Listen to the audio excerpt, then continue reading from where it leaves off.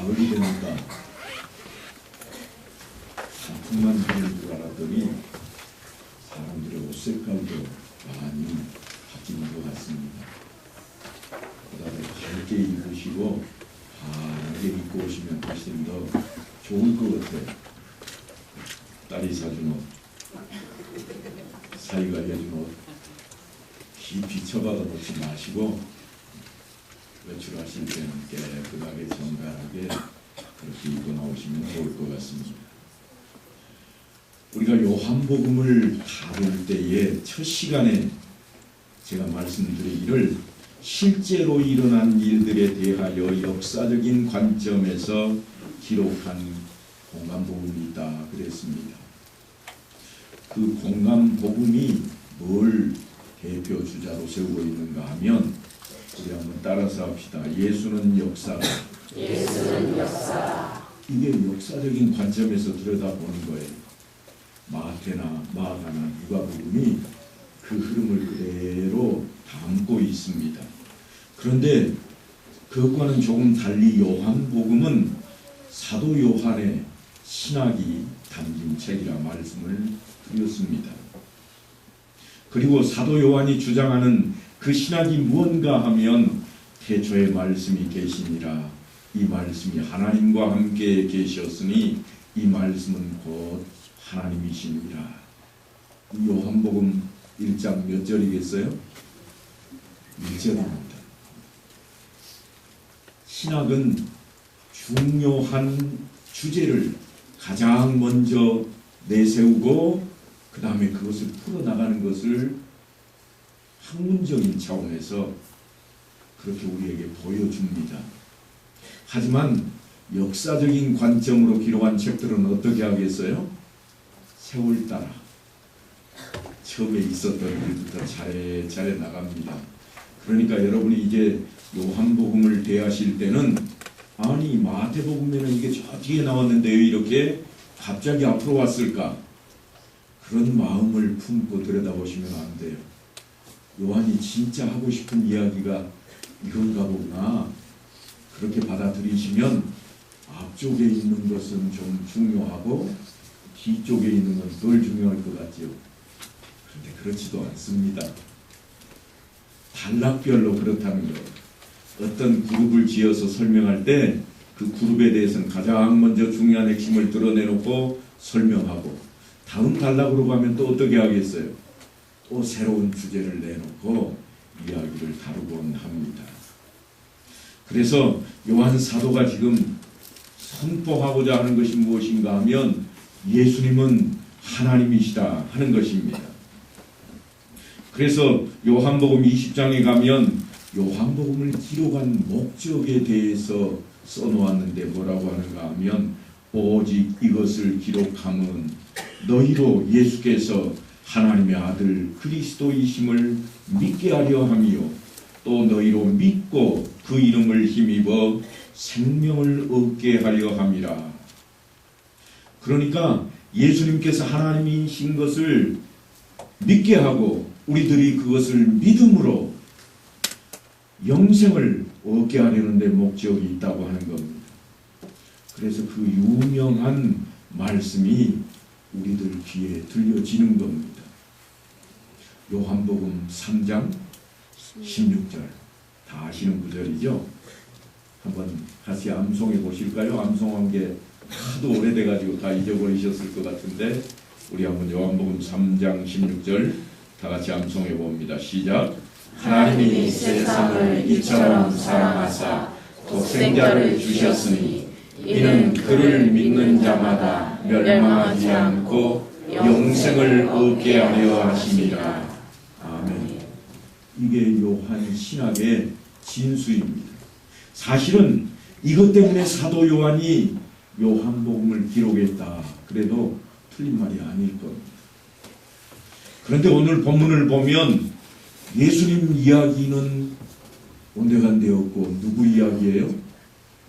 세례 요한 이야기가 중심을 이루고 있습니다. 사도 요한이 상당히 많은 지면을 할애하여서 세례 요한을 이야기합니다. 그러니까 세례 요한에 대한 이야기를 이처럼 장황하게 펼치는 것도 사실은 우리들에게 예수를 믿게 하고 그래서 영원한 생명을 얻어 풍성한 삶을 누리도록 하는 데에 그 목적이 있습니다.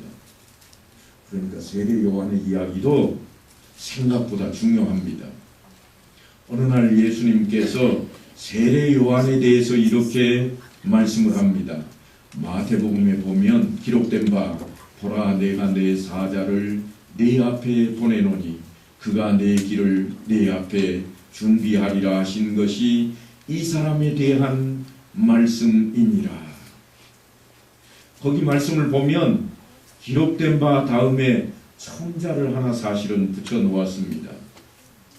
성경을 보시면 기억하고 보라 그렇게 되어 있습니다. 그래서 기억이라고 하는 단어를 찾아서 성경 맨 아래쪽으로 내려가면 설명을 해 놓았는데 기억하고 말라기 3장 1절이라 이런 표시를 해 놓았습니다.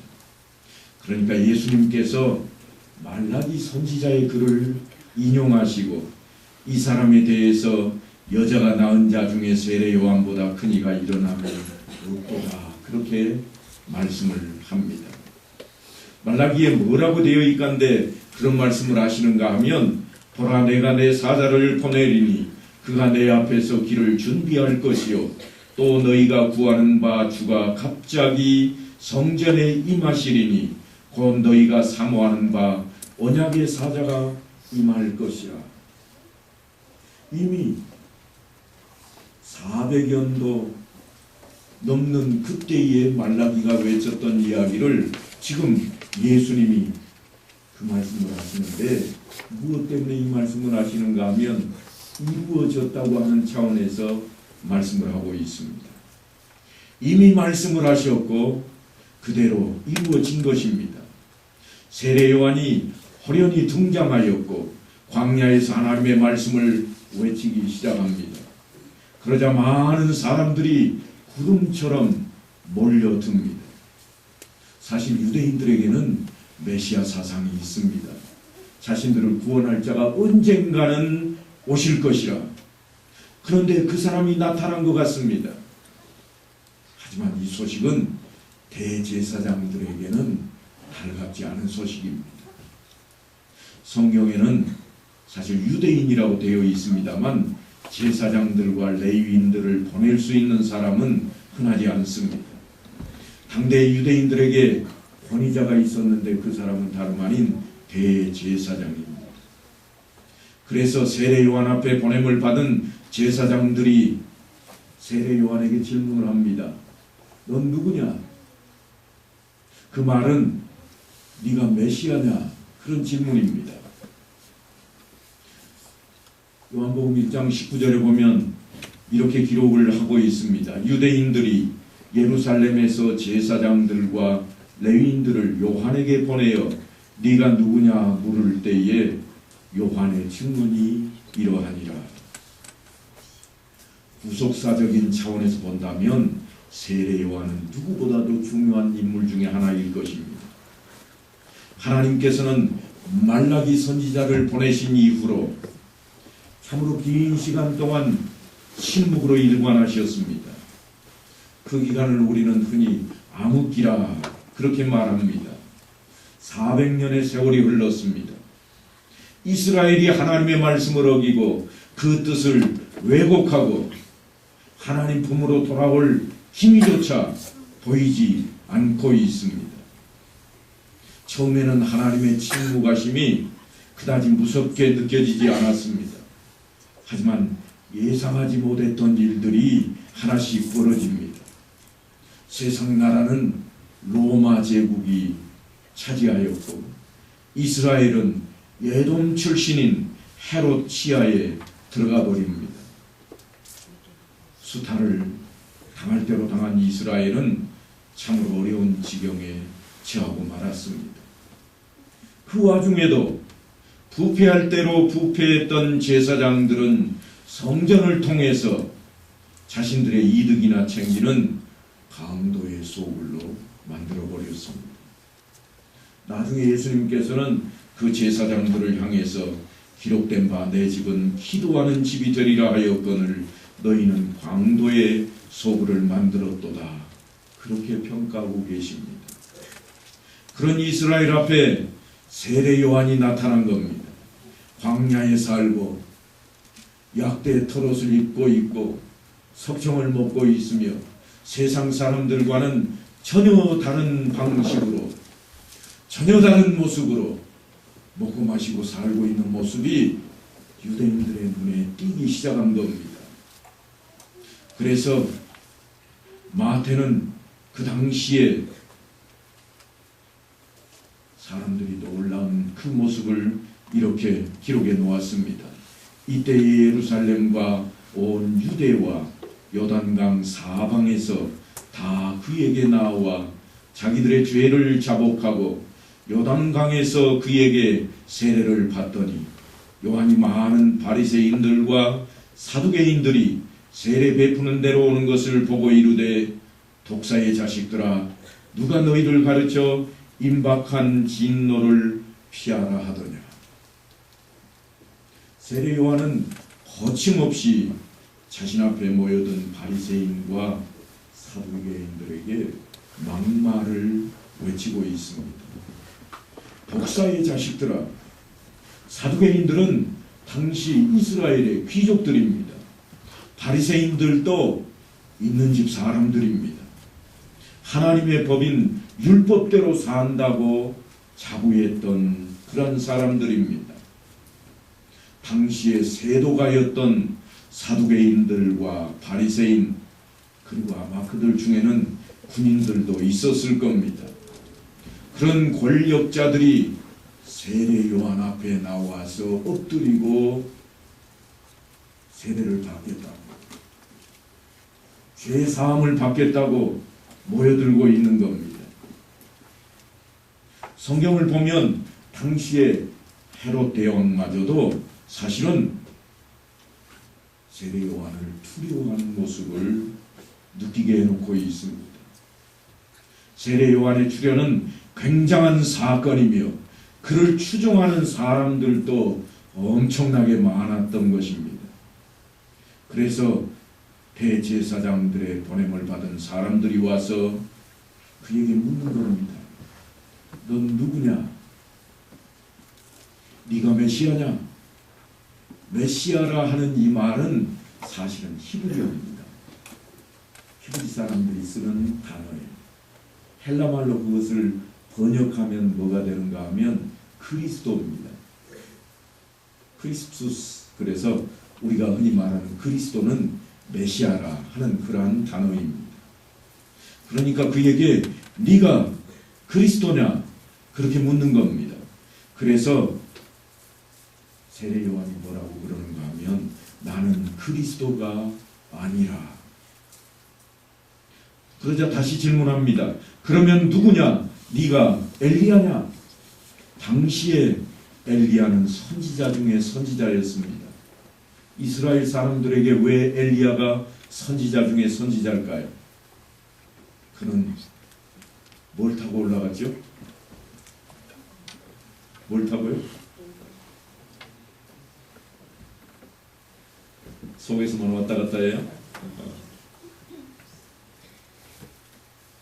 그가 구름 속으로 올라갈 때 뭘 탔다고요? 예? 회오리 바람. 예. 회오리 바람도 맞는 말씀이고 또 뭘로 표현을 합니까? 숙제 드려야 되겠죠. 다 가셔가지고 한번 좀 읽어보세요. 내가 설명하면 다 잊어버릴 거니까 가서 찾아보시고 잊지 않도록 그렇게 한번 하십시다. 예. 그렇게 죽지 않고 하나님께서 불려가신 선지자, 또한 그렇게 기적을 펼쳤던 엘리사의 스승, 그래서 선지자 중에 선지자라 그럽니다. 그 엘리야냐고 지금 묻고 있는 겁니다. 하지만 사실은 엘리야가 아니었습니다. 그처럼 그들이 나와서 넌 누구냐? 네가 그리스도가 되느냐? 아니라 나는 그리스도도 아니요 엘리야도 아니라. 그만큼 세례 요한의 존재가 대단했던 겁니다. 엄청났던 겁니다. 그래서 다시 질문을 합니다. 그러면 네가 그 선지자냐? 그 선지자라고 하는 것은요, 당대에 새로운 인물을 가리키는 그러한 단어입니다. 뭔가 하면 하나님께서 새로 보내는 그들보다 뛰어난 그 어떤 사람이냐, 그렇게 묻고 있는 겁니다. 그래서 왜 그런 질문을 하는가 하면 우리를 보낸 대제사장들에게 우리가 뭐라고 대답을 해야 될고, 그런 이야기입니다. 그러자 세례 요한이 나는 이사야 선지자가 예언했던 사람이라. 그 선지자 글에 나오는 인물이 바로 나야. 주의 길을 곱게 하라고 광야에서 외치는 자의 소리로라. 여기에도 역시나 첨자가 하나 붙어 있습니다. 그 첨자를 따라서 성경 아래쪽으로 내려가면 이사야 40장 3절 말씀이라고 그렇게 기록을 해 놓았습니다. 이사야 40장 3절에 가면 외치는 자의 소리여 이르되 너희는 광야에서 여호와의 길을 예비하라. 사막에서 우리 하나님의 대로를 평탄하게 하라. 그런 말씀이 있습니다. 이야기를 누가 했는가 하면 이사야 선지자가 했던 말씀입니다. 그 말씀대로 지금 세례 요한 자신이 사람들 앞에 있다고 고백을 하고 있는 겁니다. 이사야 선지자를 통해서 하나님께서는 이스라엘을 메시아가 올 것이라고 기다리라, 그렇게 그들에게 일러주셨습니다. 하지만 이스라엘은 메시아가 이 땅에 왔지만 그분의 출현을 알아보지 못했습니다. 눈치도 채지 못했습니다. 자기 땅에 오매 자기 백성이 영접하지 아니하였으나 그런 주님을 세례 요한은 한눈에 알아보고 있는 겁니다. 보라, 세상 죄를 지고 가는 하나님의 어린 양이로다. 많이 들으셨던 말씀이죠. 세례 요한이 늘 하던 소리가 있습니다. 뭐라고 했는가 하면 나는 물로 세례를 베풀거니와 너희 가운데 너희가 알지 못하는 한 사람이 있었으니 곧 내 뒤에 오시는 그이라. 나는 그의 신발끈을 풀기도 감당하지 못하겠노라. 그런데 그 사람을 지금 세례 요한이 만난 겁니다. 그래서 이렇게 외칩니다. 내가 전에 말하기를 내 뒤에 오는 사람이 있는데 나보다 앞선 것은 그가 나보다 먼저 계심이라 한 것이 이 사람을 가리킵니다. 오늘 본문의 내용은 지금 세례 요한이 주님을 만났다고, 그래서 세례 요한이 내가 보고 그가 하나님의 아들이심을 증언하였노라, 그렇게 고백을 하고 있는데 그가 무엇을 보고 하나님의 아들이신 것을 알고 증언하게 되었는가 하면 말씀이 이렇게 이어집니다. 나도 그를 알지 못하였으나 나를 보내어 물로 세례를 베풀라 하신 그이가 나에게 말씀하시되 성령이 내려서 누구 위에든지 머무는 것을 보거든 그가 곧 성령으로 세례를 베푸는 이인 줄 알라. 그래서 자기가 알게 되었답니다. 그리고 이튿날 세례 요한은 제자들과 함께 거닐다가 저만치 걸어가시는 예수님을 발견하게 됩니다. 그래서 함께 있던 제자들에게 그 유명한 말씀을 전하는 겁니다. 보라, 하나님의 어린 양이로다. 아주 의미심장한 말씀을 전합니다. 세례 요한이 이 말을 하는 것은 뭔가 하면 저분이 바로 내가 말하던 메시아니, 이제부터 너희는 저분을 따르거라. 그래서 성경은 어디로 이어지는가 하면 두 제자가 그의 말을 듣고 예수를 따르거든, 그렇게 이어지고 있습니다.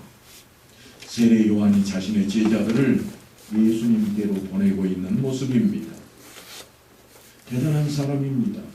그는 많은 사람들을 자신들의 죄를 자복하고 회개하게 만들었습니다. 그런데 그 중에도 가장 멋지고 중요한 일이 있다면 그것은 다름 아닌 예수님께로 사람들을 보내는 일이었습니다. 우리에게 있어서 세상적인 그 어떤 일보다 예수님을 따르는 일은 중요하다 할 것입니다. 나는 광야에 외치는 소리라. 그 일에 사실 세례 요한은 목숨을 걸었습니다. 여러분, 옛날에 시골 장터에 가면 늘 사람들을 모아놓고 뭔가 재미난 일을 하는 그런 부류의 사람들이 있습니다. 누군가 약장수들입니다. 그들이 흔히 외치는 일성이 있는데 뭔가요? 뭐라고 외칠까요? 만병통치약. 그럴 줄 알았어요. 그들이 뭐라고 외치는가 하면 얘들은 가라, 얘들은 가. 왜요? 돈 안 되거든. 돈 좀 벌어야 되겠는데 애들은 걸리적거리기만 해요. 그러니까 누가 와야 좋은가 하면 말 잘 못 알아듣고 덥석 이물건 사갈 노인들 오는 것을 좋아합니다. 그런데 요즘 희한한 외치는 소리가 들려옵니다. 뭔가 하면 돈벌이 안 되는 노인들은 가라. 바뀌었습니다, 세상.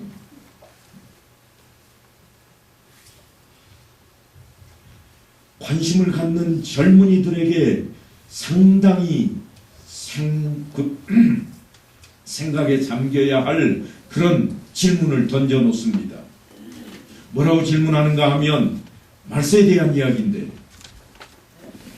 질문이 한 너댓 가지가 됩니다. 첫째로 이런 질문을 합니다. 성경에 보면 그날에는 아이 벤 자들과 젖먹이는 자들에게 화가 있으리로다 그랬는데 그 말씀이 무슨 의미인지 아십니까? 그 말씀을 아신다면 결혼을 하는 것이 성경적일까요? 결혼을 하지 않는 것이 성경적일까요? 생각이 좀 바뀌시나요? 나이가 들었는데 아직도 장가 시집을 안 간 사람들, 그래 나도 이제 할 말이 있다. 왜? 성경에 그런 구절이 있으니까 그럴지 모르겠습니다. 두 번째 질문을 또 합니다. 천국에 못 들어가는 부자는 어떤 부자일까요? 어떤 부자가 천국에 못 들어가죠? 돈을 쓰지 않고 꼭꼭 숨겨놓는 자진 그런 아주 구두쇠 같은 이런 사람들이라고 아마 머릿속에 떠올리기 쉬울 겁니다. 세 번째, 어린 양의 피에 옷을 씻으면 무슨 색의 옷이 될까요? 예? 빨간색. 피에다가 씻었는데 하얀색이 돼요? 빨간색. 세상에나. 한번 씻어보세요. 어린 양 잡아가지고 그 피에다 하얀 옷을 한번 빨아보세요. 무슨 색이 되는지. 무슨 색이 돼요? 빨간색. 빨개져요? 말려보세요. 빨간가. 갈색. 그런 질문을 합니다. 그리고 또 질문이 두 개 더 있는데요. 뭐라고 하는가 하면 종말의 때에 우리가 특별히 조심해야 될 짐승은 어떤 짐승일까요? 성경에 있는 이야기들을 지금 질문하는 겁니다. 어떤 짐승? 요한계시록에 짐승에 대한 이야기가 나오잖아요. 개를 조심할까요? 소를 조심할까요? 말을 조심할까요? 아니면 호랑이를 조심할까요? 그리고 마지막으로 질문 하나 더 합니다. 일반 성령과 진리의 성령의 차이를 아십니까? 이거 누구 들으라고 하는 소리라고요? 젊은이들 들으라고 하는 질문이에요. 지금 뭐라고 하는 건 노인들은 좀 가세요. 젊은이들만 모여주세요. 그래서 특별히 대학가에 가면 이런 질문을 많이 합니다. 마치 구원을 받는데 굉장히 중요한 질문인 것처럼 그렇게 꾸며서 현혹당하는 사람들을 자신들의 성경 공부로 끌어들입니다. 물론 처음에는 성경 본문을 인용하고 있어서 절대 아무도 눈치채지 못합니다. 적어도 조금 눈치채려면 6달은 지나야 됩니다. 6달 지나면요 이미 중독돼 있어요. 발을 빼볼 생각도 안 납니다. 그때부터는 어떻게 되는가? 엄마가 나보다 더 알아? 아빠는 내가 나오는 대학원 나왔어? 이렇게 되는 겁니다. 여러분, 중요한 것은 아주 중요한 것이 하나 있는데 그게 뭔가 하면 예수님께서 그런 내용을 가르치시려고 이 땅에 오신 적이 없다고 하는 겁니다. 예수님이 그런 질문하시는 거 봤어요? 그런 적이 없어요, 여러분. 그러니까 거기에 현혹되면 안 됩니다. 요한 사도가 분명하게 전합니다. 오직 이것을 기록함은 너희로 예수께서 하나님의 아들 그리스도이심을 믿게 하려 하며 또 너희로 믿고 그 이름을 힘입어 생명을 얻게 하려 함이라. 이게 예수님께서 오신 목적입니다. 요한 사도가 성경을 기록한 목적입니다. 장가 가는 것이 나은지 안 가는 것이 나은지 그게 어느 게 성경적이냐? 그런 질문에 현혹되지 말아야 할 것입니다. 요즘 들어 이단들이 그렇게 질문을 해온다고 그럽니다. 그러니까 예수님께서는 우리로 예수 믿게 하고 구원을 얻게 하려고 이 땅에 오셨고 그것 때문에 우리들의 대속제물이 되어서 십자가에 못 박히신 겁니다. 그래서 주님께서 우리들에게 자신을 이렇게 소개합니다. 예수님이 우리에게 자신을 소개한 내용입니다. 뭔가 하면 여러분이 잘 아시는 그러한 말씀입니다. 내가 곧 길이요 진리요 생명이니 나로 말미암지 않고는 아버지께로 올 자가 없느니라. 그것 때문에 예수님이 이 땅에 오셨다고 세례 요한이 지금 외치고 있는 겁니다. 마태는 그 정황을 이렇게 알립니다. 그때의 세례 요한이 이르러 유대 광야에서 전파하여 말하되 회개하라 천국이 가까이 왔느니라. 하나님 나라에 대한 이야기입니다. 세례 요한은 아직 마태복음을 알지 못합니다. 요한복음은 더더욱 모릅니다. 그런데 그런 그가 하나님의 나라를 전파하고 있습니다. 예수 그리스도를 통해서 천국이 가까이 왔느니라 그렇게 선포하고 있습니다. 요한복음을 읽어보지도 못한 그가 하나님이 세상을 이처럼 사랑하사 독생자를 주셨으니 이는 그를 믿는 자마다 멸망하지 않고 영생을 얻게 하려 하심이라. 그걸 알아챈 겁니다. 어떻게 알게 되었을까요? 그 이야기를 세례 요한이 이렇게 풀어갑니다. 나도 그를 알지 못하였으나 나를 보내어 물로 세례를 베풀라 하신 그이가 나에게 말씀하시되. 그러니까 세례 요한은 하나님의 보내심을 받은 겁니다. 나는 선지자 이사야의 말과 같이 주의 길을 곱게 하라고 광야에서 외치는 자의 소리로다. 그가 그 임무를 수행하다가 드디어 주님을 만난 겁니다. 주님을 만난 그가 이렇게 말합니다. 내가 보고 그가 하나님의 아들이심을 증언하였노라. 그래서 자신을 따르던 제자들에게 주님을 소개하고 있습니다. 보라, 세상 죄를 지고 가는 하나님의 어린 양이로다. 사랑하는 성도 여러분, 우리는 마태복음도 알고 마가복음도 알고 누가복음도 알고 요한복음도 알고 또 날마다 펼쳐놓고 읽을 수도 있습니다. 세례 요한이 보지도 못한 주님의 십자가 사건도 우리는 환하게 다 꿰뚫고 있습니다. 그냥 머릿속에 생각만 해도 골고다 언덕이 어떠했을지, 십자가 그 언덕 위에 몇 개가 세워졌고 어디에 예수님이 십자가에 달렸는지 우리는 그 사건도 훤히 알고 있습니다. 오늘 세례 요한을 통해서 우리에게 하나님께서 요청하시는 것이 무엇인가 하면, 그런데 왜 가만히 있느냐는 겁니다. 알면서도 왜 바라만 보고 있는가 하는 것입니다. 왜 다른 사람들 눈치만 보고 계십니까? 꼭 세상 사람들이 즐겨 부르던 유행가를 듣는 것 같습니다. 유행가 그 가사를 제가 다 몰라가지고 인터넷을 좀 뒤졌더니 이렇게 나오더라고요. 그저 바라만 보고 있지, 그저 눈치만 보고 있지, 늘 속삭이면서도 사랑한다는 그 말을 못해. 그리고 뒤에 뭐라고 되어 있는가 하면 남이, 제가 제목도 몰랐는데 오늘 알았습니다. 빙글빙글.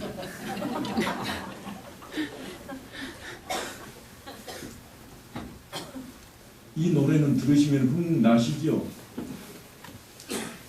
진짜로 우리가 바라만 보고 있어요. 우리는 성경도 다 가지고 있고 예수님이 어떤 분인지도 알고 있고 내가 죽어도 천국에 갈 수 있다는 확신도 있고 다 가지고 있는데 확실한 증거를 다 가지고 있는데 우리는 그저 바라만 봅니다. 누가 전하는가 보자. 그래서 조금 한다 하는 교회는 간증 집회합니다. 100명을 전도한 전도왕. 그것이 어땠다고요? 내게 아무런 의미가 없습니다. 내가 바라만 보고 있으면 아무런 의미가 내게 없는 겁니다. 우리가 전도 폭발 훈련을 하고 또한 성경을 통해서 성경 공부를 하는 것이 무엇을 위함인가? 다른 게 아닙니다. 세례 요한은 자신이 해야 될 일을 뭐라고 고백하고 있는가 하면 오늘 본문 마지막에 보면 그를 이스라엘에 나타내려 함이라. 그렇습니다. 그리고 세례 요한은 자신을 잠시 후에 이렇게 평가합니다. 그가 하나님의 아들이심을 증언하였노라. 사도 바울도 내가 내 삶을 마치기까지는, 그래서 자기가 마칠 때에 뭐라고 하는가? 내가 주님을 전하는 일에 모든 것을 다 쏟았노라고 그렇게 보고하고 있습니다. 그렇다면 이 자리에 앉아있는 우리는 어떠해야 할까요? 주님께서 마태복음에 보면 마지막으로 이런 명령을 하십니다. 우리는 그걸 지상명령이라 그렇게 잘 기억하고 있습니다.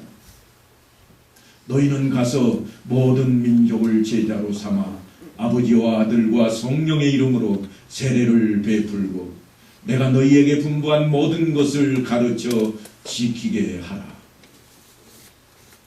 무언가 다짐이 생기지 않습니까? 그래, 이따가 마을 회관에 가거든 내가 꼭 한마디는 해야 되겠다. 이런 다짐이 좀 들지 않으세요? 다짐하는 것으로 끝이 아니라 실천에 옮겨야 됩니다. 그래서 이제 우리도 복음을 증거하고 또한 기도함으로 한 사람이 한 사람씩 손에 손을 잡고 예배드리는 자리로 나올 수 있어야 됩니다. 그래서 예배드림이 기쁨이 있고 내가 예수 믿는 것이 기쁨이 있어야 됩니다. 믿는 자에게 멸망이 없다고 약속하신 그 말씀을 기억하는 것으로 끝나지 마시고 붙들고 우리의 삶으로 끌어들여야만 되겠습니다. 그래서 예수 그리스도의 증인으로 나 같은 것이 뭘 하느냐고요? 나 같은 것이 갈 수 있는 겁니다. 그 일은 아무나 하는 게 아닙니다. 대통령이 우리 마을에 와가지고 예수 전할까요? 그럴 수 없습니다. 그 사람도 바쁜 사람이요. 군수가 와서 돌아다니면서 예수 믿으세요. 그럴까요? 그도 바쁜 인물입니다. 그도 섬기는 교회가 따로 있고 그저 군수로서 할 일이 따로 있는 겁니다. 그저 마을 회관에서 복음 전하는 일은 다른 사람 아닌 내가 해야 된다고 하는 것입니다. 그저 타작하는 타작마당에서, 추수하는 추수마당에서 알곡을 주신 하나님께 감사 찬양하며 우리가 증거할 수 있는 일은 예수를 전하는 것이요, 세상을 창조하신 하나님을 전하는 일인 것입니다. 그래서 이 시간 다짐한 대로 이 한 주간의 삶도 여러분 앞에 증인된 삶이 이루어질 수 있게 되기를 간절히 축원합니다.